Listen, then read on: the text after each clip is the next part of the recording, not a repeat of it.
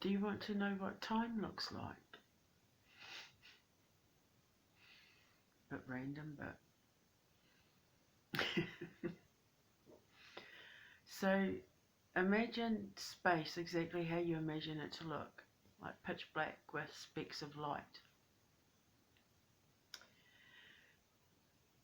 But if you look at those specks of light, like if you got a bird's eye view, you'd actually see it's like a river made up of specks of light, an infinite flowing river just made up of specks of kind of yellowy, orangey, pinky, purpley specks of like pinpoint dusk-like light.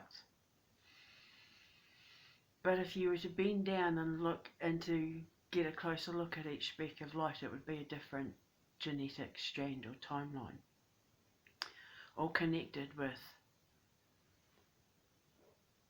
ever thinning strands of white light, all made up of strands of white light, all made up of specks of dust that are everyone who's carried that genetic timeline in the course of their evolution, all made up of, all connecting each other through strands of light.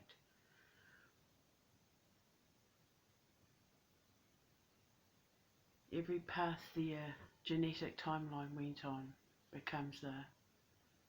gets woven into the genetic strand, the genetic timeline, which then becomes part of time itself, the fabric of time.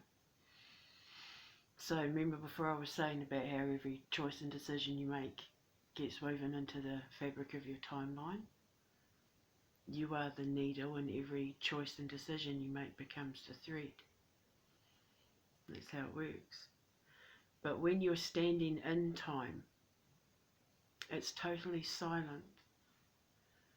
Because you're part of the fabric of the timeline, you are the timeline. So you don't need to think, because you have no questions to ask, because you know it all.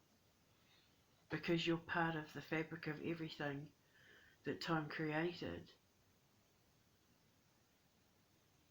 There's nothing to ask, you know it all. You don't need to think, that's why space is quiet. It's stopped thinking, it doesn't need to think, it trusts the course of its evolution. It's only when we doubt the course of our evolution that we have doubts, when the subconscious mind kicks in. But when you're standing in the fabric of time, there's no doubts, because you know it all. You know where everything is going, because you've seen where everything's been and everything that's had to happen in order for it to get there. So there's no fear, it's total faith. The universe has total faith in where it's evolving. And we need to as well. That's what I'm trying to do. I'm trying to get people to have faith in the course of their evolution, teaching them how to make better choices, using my life as an example. It's saving lives, and if I can teach this to kids as well, then because I know how to do it, I know how to get it out of the ones whose light shines the brightest.